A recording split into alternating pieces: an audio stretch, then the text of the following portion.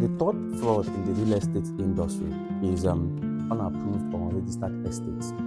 The real estate industry is growing, and you can see so many real estate companies coming into the industry. You must note that not all the real estate companies are registered or genuine. Some of them come, hire an office space, furnish it, and start selling lands that are not genuine. And in the long run, they fold up, and if you go to the place, you don't see them. So as an agent, as a realtor in the real estate sector, you must be very, very careful.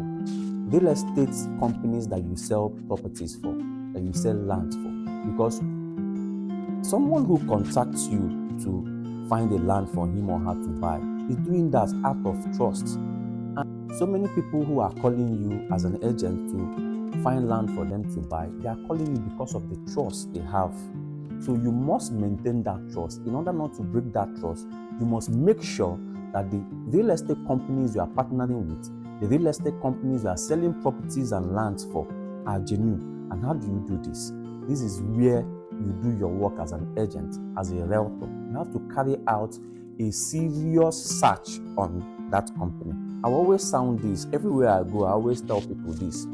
As an agent, as a realtor, it is your responsibility to make sure that the property you are selling is genuine and has good title. If you are selling a property that doesn't have a good title, you are also endangering yourself, because when the buyer comes or makes up a case, you must be involved.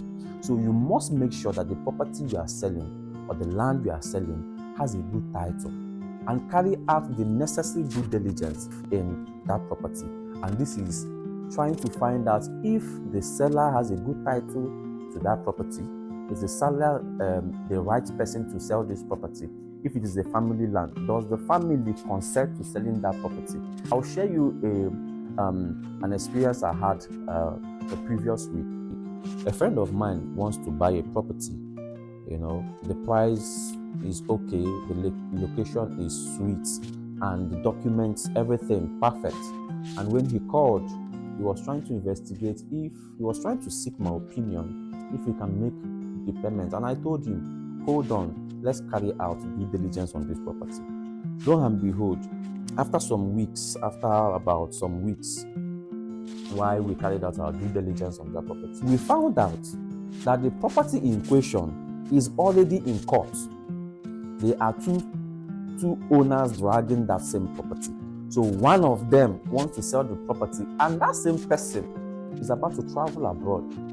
So these are reasons why you need to carry out due diligence on the property you need to buy.